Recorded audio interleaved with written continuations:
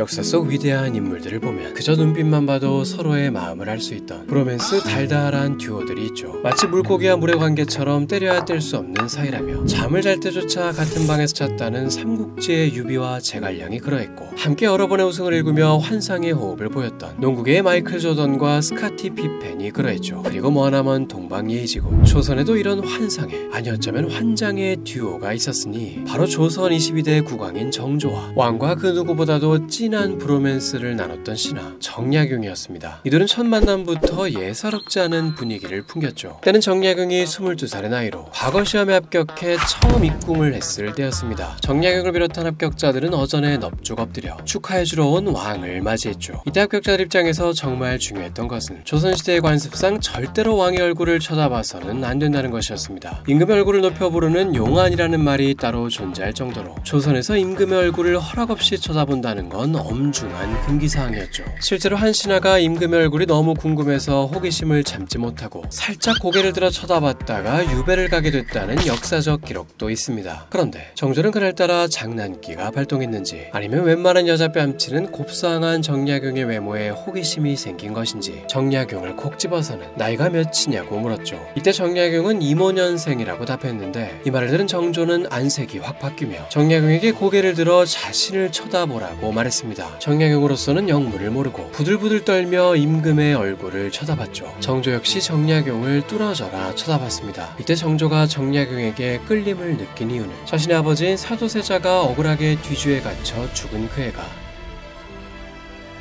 이모년이라는 말에 갑자기 아버지 생각이 난 것인데, 알고 보니 정약용이 태어난 날조차 아버지가 죽은 날과 며칠 차이가 나지 않았죠. 정조는 아마도 죽은 아버지가 하늘에서 자신을 위해 인재를 보내준 것이 아닐까 하고 생각했다고 합니다. 어쨌든 이렇게 강렬한 첫인상을 남긴 정약용은 그리 오래 지나지 않아 정조의 마음을 완전히 사로잡아 버립니다. 과거 시험에 합격한 지 6개월 만에 정조가 그토록 바람하지 않던 어마어마한 일을 해낸 것이죠. 바로 정조의 비극적으로 죽은 아버지 사도세자의 묘의장을 도운 것인데, 당시 정조는 아버지의 억울한 죽음을 달래주고 싶다며 현재 뱀과 벌레들이 들끓고 턱까지 안 좋았던 지금의 묘자리를 대신해 최고의 명당 자리로 아버지의 무덤을 옮기려 했습니다. 이에 전국 50여 곳을 직접 돌아다니며 최고의 명당 자리를 물색했죠. 그렇게 해서 낙점된 곳이 수원이었습니다. 그런데 문제는 수원으로 가려면 한강을 건너야 한다는 것이었죠. 당시는 1700년대였기 때문에 한강을 가로지르는 다리란 단 하나도 없었습니다. 그렇다고 배를 타고 가기에는 묘의장은 물론 임금이 배로 직접 건너기에도 위험 부담이 상당했죠. 이에 정약용은 묘안을 내게 되는데, 한강의 끝에서 끝까지 배를 이어붙여서 다리를 만든다는 것이었습니다. 정약용은 일명 이 배다리의 설계를 담당해 수십 척의 큰 배를 일렬로 배치시키고는 양쪽에 거대한 수영못을 받고 쇠사슬을 걸어 단단히 고정했죠. 그리고는 배들을 가로지르는 널판지를 깔아 수천 명이 건너도 될 정도의 튼튼하면서도 편리한 다리를 만들어냈습니다. 이 배다리가 어떤 느낌인지는 화성능행도 병풍으로도 잘 기록돼 있죠. 이토록 체계적인 배다리를 설계해낸 정약용에게 정조는 감탄했고, 덕분에 원하는 대로 아버지의 묘자리를 명당으로 옮길 수 있었습니다. 이러다 보니 정조로서는 더욱더 정약용과 돌아가신 아버지와의 연결고리를 강하게 느꼈죠. 이후에도 정약용은 정조를 위해 여러 활약들을 쌓아갔고 금세 정조의 최애캐가 돼버렸습니다. 이제는 심지어 공적인 자리에서 뿐만 아니라 여가 시간까지도 같이 보내는 마치 애착 인형 같은 사이로까지 거듭났죠. 하루는 정조가 여자아이들이 손톱에 봉숭아물을 들인 걸 보고는 정약용에게 너도 여자 못지않게 곱게 생겼으니 한번 해보라고 말해 정약용은 조선의 왕궁 역사상 최초로 봉숭아물을 들인 남자 관료가 돼버린 적도 있었습니다. 오늘날의 배우인 정혜인과 정희루가 정약용의 후손으로 유명한데, 둘 다 꽃미남스러운 외모로 유명하다는 걸 생각해보면 아마도 이들의 조상인 정약용도 비슷한 느낌이지 않았을까 하고 유추해 볼 수 있습니다. 봉숭아물뿐만 아니라 장난기가 워낙 심했던 정조는 정약용을 비롯한 관료들을 참신한 방법으로도 놀렸습니다. 바로 궁궐내에 있던 연못을 이용한 것인데, 창덕궁 안에 있던 작은 연못 한가운데는 나무 한두 그루 정도가 박혀있는 작은 섬이 하나 있었죠. 정조는 심심하면 관료들에게 시를 쓰라는 과제를 내주고는 시간 내에 끝마치지 못한 일을 이 섬에 가둬버렸습니다. 그리고는 갑자기 무인도 체험을 하게 된 신하들을 보며 꿀잼 직관이라는 듯 껄껄대며 웃어댔죠. 웃음거리가 된 신하가 제발 내보내달라고 간 간청하며 정조는 그제서야 작은 조각배를 보내 스스로 노를 저어서 나오라며 풀어주었다고 합니다. 그러나 이 모든 장난 중에서도 정약용이 가장 힘들어했던 정조의 장난은 다름 아닌 술장난이었습니다. 워낙 애주가했던 정조는 신하들에게 툭하면 술을 먹였는데 하루는 정약용이 시대회에서 1등을 하자 상이란답시고 옥필통 가득 소주를 따라주었습니다. 큰 상이라도 주려나 기대했던 정약용으로서는 상 대신 졸지에 벌을 받게 된 셈인데 그도 그럴 것이 조선시대의 옥필통이라고 하면 대략 이 정도의 크기로 웬만한 대형 맥주잔보다도 더 큰 크기입니다. 역사 자료를 보면 하도 술을 원샷으로 권하는 정조 때문에 정약용이 힘들어했다는 기록이 꽤 많이 남아있죠. 오죽하면 원래는 꽤 애주가였던 정약용이 정조의 술 관건에 해가 갈수록 지쳐가 결국 말년으로 향할수록 술을 완전히 끊게 됐다는 일화가 남아있습니다. 정조가 정약용을 얼마나 총애했는지를 알려면 이 다음의 에피소드가 재밌습니다. 정약용의 최대 장점은 과학, 법학, 문학, 경제 등 한국의 레오나르도 다빈치로 불릴 정도로 여러 분야에 다재다능하다는 점이었는데 정조는 이 양반이 어디까지 완벽해질 수 있는지를 시험해보고 싶다는 듯 무예까지 익혀보라고 시켰죠. 전장을 누비는 장군으로도 쓰겠다고 말이죠. 역시 모든 분야에서 두루두루 활약하던 정약용답게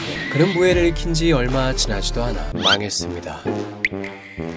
활쏘기는 100발 중 5발을 맞힐까 말까 했고 달리는 말에선 낙마하기 일쑤였죠. 이에 보다 못한 정조는 직접 활쏘기 시범까지 보여주며 아예 1대1 속성 과외를 해주기도 했습니다. 사실 정조는 궁술의 달인으로 유명했는데 50발을 쏘면 49발을 맞추던 실력자였죠. 게다가 그 빗나간 한 발조차 50발을 다 맞췄다간 다른 장군들이 기가 죽을까봐 일부러 빗맞힌 것이었다고 합니다. 어쨌든 이런 특A급 조교에게 직접 교육을 받게 된 정약용이었지만 워낙 몸쓰는 일만큼 은 젬병이었던 그는 아무리 노력해도 고작 반타작을 넘는 수준이 최선이었죠. 결국 정조는 정약용을 장군으로 만들겠다는 원대한 계획을 포기할 수밖에 없었습니다. 어쨌든 정약용에게 짓궂은 장난도 많이 치고 갈굴 때는 또 찰지게 갈구기까지 했지만 정조는 또 그만큼 챙겨줄 때만큼은 확실하게 챙겨줬습니다. 정약용에게만 와서 한 선물만 해도 셀 수 없을 정도로 많았는데 책갈피, 연꽃부채 등 희귀품들은 물론 책을 좋아하던 정약용을 위해 당시 구하기 힘든 책을 수두룩 하게 구해다줬죠. 게다가 가장 유명한 것은 뭐니뭐니 해도 시대회 때 벌어졌던 에피소드. 때는 온천하에 꽃이 흐드러지던 봄날 정조는 창덕궁에서 시대회를 주최했습니다. 이 대회에는 정약용도 참가했죠. 참가자들을 쭉 구경하던 정조는 차가운 돌바닥에 엎드려 시를 쓰고 있는 정약용을 보게 됩니다. 이때 그는 정약용 옆에 슬쩍 가서는 그를 자신의 임금 전용 천막으로 오라 했죠. 그러더니 넌 여기서 쓰거라라며 푹신한 방석까지 깔아줬습니다. 이것만 해도 심쿵친델의 모먼트였지만 정조의 정약용 사랑은 이게 끝이 아니었죠. 방석 정도로는 사랑 표현이 부족하다고 느꼈는지 정조는 자신이 앉았던 상석까지 내어주며 여기 앉아 편하게 글을 쓰라고 했습니다. 졸지에 왕의 책상에서 글을 쓰게 된 정약용은 신하인 자신이 오히려 왕을 내려다보며 글을 쓰는 그야말로 잊지 못할 경험을 하게 됐죠. 그런데 이렇게나 브로맨스 달달하던 이둘의 관계는 한 사건을 계기로 영원히 막을 내리게 됩니다. 바로 정조의 갑작스러운 죽음이죠. 정조는 향년 47의 나이로 의문의 죽음을 맞게 됐는데 과로로 인해 사망했다는 말도 있고 지병인 종기로 인한 사망, 심지어는 독사를 당했다는 썰도 유명합니다. 어쨌든 정조의 사망 이후 정조의 총애를 받던 정약용은 하루아침에 끈 떨어진 연신세가 되었죠. 든든한 뒷배가 없어지자 그동안 정약용을 시샘하고 질투해왔던 관료들은 그를 숙청시키기 위해 날을 세우며 달려들었습니다. 정약용으로서는 하루아침에 왕을 잃은 허탈감과 다른 관료들의 연다른 견제에 지쳐 결국 벼슬에서 물러나 고향인 남양주로 돌아갔죠. 이곳에서 세상을 떠난 정조를 그리워하는 글을 쓰며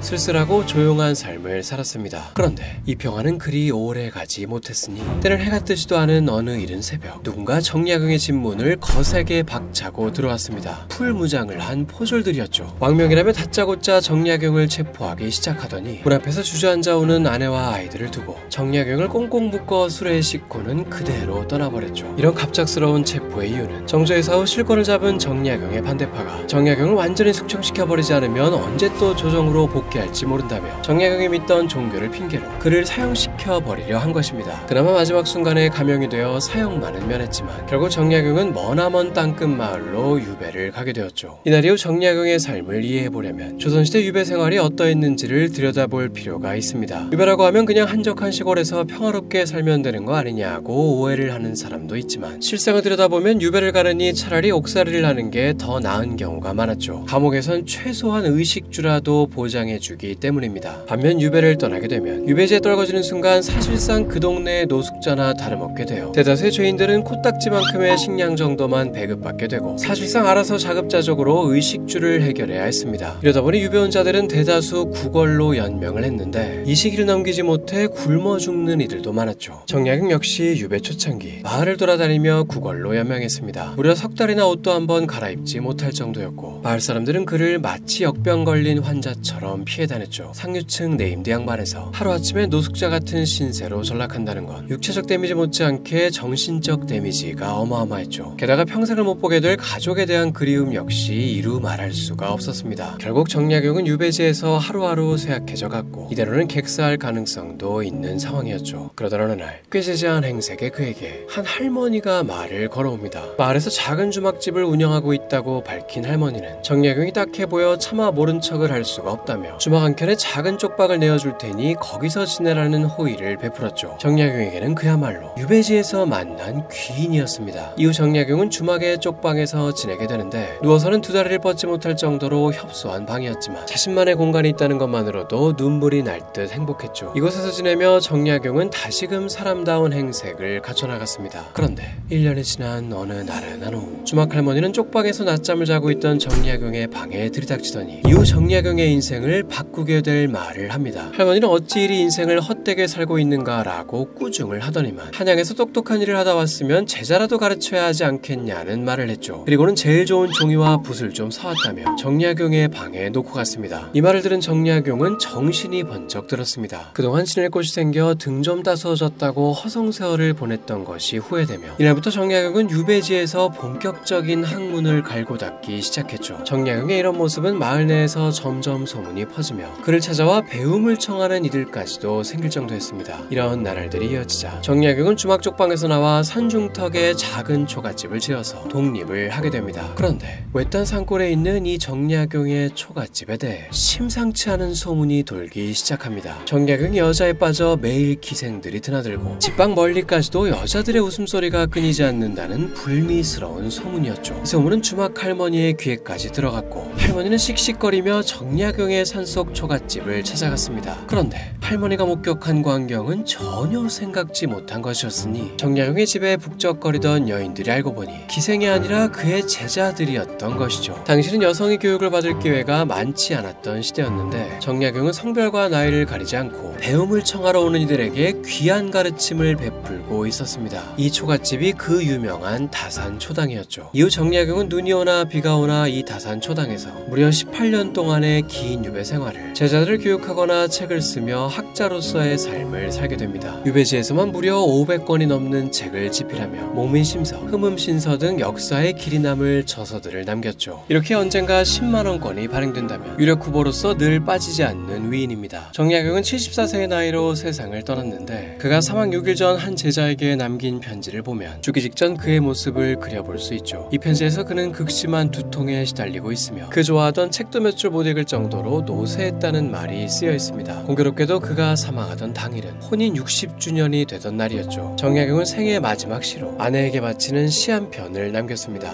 60년의 세월은 눈 깜짝할 사이에 지나갔지만 슬픔은 짧았고 기쁨은 길었으니 성은에 감사하오로 시작한 이 시에는 아내를 향한 애틋함이 담겨 있었죠. 그렇게 정약용은 아내에게 바치는 이 시를 마지막으로 영원히 붓을 놓게 되었습니다. 살아생전 정약용이 남긴 책이나 편지들을 보면 촌철살인의 명언이 많습니다. 이게 정말 소름 돋는 것이 수백 년 후인 오늘날까지도 그대로 들어맞는 명언들이 많죠. 이를테면 마치 오늘날의 SNS를 겨냥하는 듯 글을 쓸 때는 수백 년 후의 저작거리에서 너의 글이 떠돌게 되더라도 그 글로 인해 죄가 생기고 사람들의 조롱을 받지 않을 만한 글인지를 생각해야 한다라는 말을 남겼는데 이는 오늘날 인터넷에서 아무 생각 없이 글을 남겼다가 훗날 망언으로 재조명되어 곤혹을 치르는 경우가 많기에 시대를 관통하는 명언이라 할 수 있죠. 위와 같은 정약용의 명언들과 그에 따른 해석은 세계 철학 전집의 정약용 편에 잘 나와 있습니다. 이 책에서 봤던 것 중에 또 하나 기억에 남은 정약용의 명언은 나를 싫어하는 사람들까지도 모두 감탄하게 만들고 나서야 세상 일을 하려 한다면 평생 아무것도 못할 것이다 라는 말이었습니다. 주변의 모두에게 사랑과 인정을 받고 싶다는 마인드로 살아오다가 심각한 번아웃에 시달린 적이 있던 저로서는 격하게 고개를 끄덕거리게 만든 명언이었습니다. 이렇듯 오늘날까지도 적용되는 수백 년 전의 정약용의 지혜를 평생 소장하고 싶으시다면 더보기 더보기란의 서점 링크를 확인해보세요. 세계철학전집은 정약용뿐 아니라 율곡이, 디오게네스 등 다른 인물들 편도 있습니다. 그럼 오늘도 좋아요 클릭 부탁드리며 다음 인물로 돌아오겠습니다.